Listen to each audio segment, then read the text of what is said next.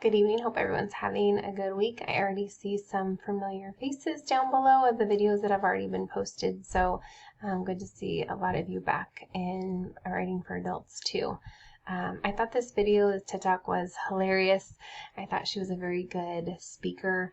I wasn't sure how she was going to tie it into writing, to be honest, for the first several minutes, maybe longer than that. And I think she had a ton of good one-liners. I think, unfortunately, my favorite parts of this TED Talk had nothing to do with writing, but I thought it was a great TED Talk. Her audience, in my opinion, was people that are unsure of their writing, right? People that second guess if they should be a writer or if their thoughts are even worthy of putting it down on paper. Maybe even some of us. I'll put myself out there. The way she said, it's your story to tell. You're the one that needs to put it down on paper. I loved having her talk about that. I loved that she said that the published writers are sometimes the worst people. I thought she was really funny. I also really liked when she talked about that every writer has horrible first drafts. Even though I think I knew that was true, it's so reassuring to hear that. I read my first, second drafts, and even though I plan them out, sometimes I feel like a drunk squirrel writes my papers. I mean, my thoughts sometimes are just so ping-ponged, I have to just walk away and come back and just go, oh my gosh, well, I got to get my mind back around this. So it's good to hear that she says that even it happens to good writers, because I am not a good writer, so it's very reassuring to me.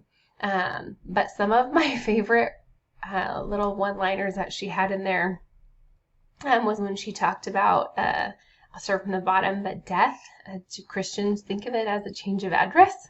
I thought that was pretty funny and clever. I am a Christian, and I don't know that I've ever thought of it as that, so I really liked that one. The other one was God, and another good name for God is just not me. It's something that's not me. I really liked that part. And grace is spiritual WD-40. I thought that was really funny.